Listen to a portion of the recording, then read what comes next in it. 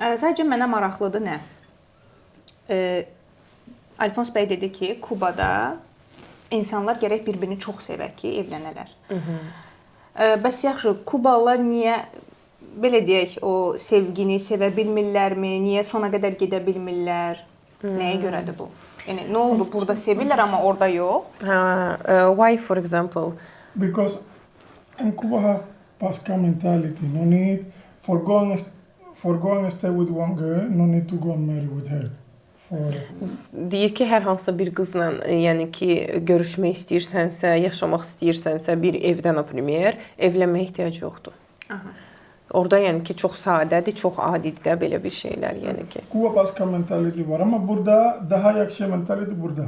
Elə onu sual verəcəm ki, sizcə hansı yaxşı? Burada daha yaxşı. Hata diyoruz far in Cuba you possible see one girl with on each yaş with one baby, two baby. Ha, deyir 12 yaşında, 13 yaşında bir də qızı görə bilərsiniz ki, uşağı var. Uşaqları var.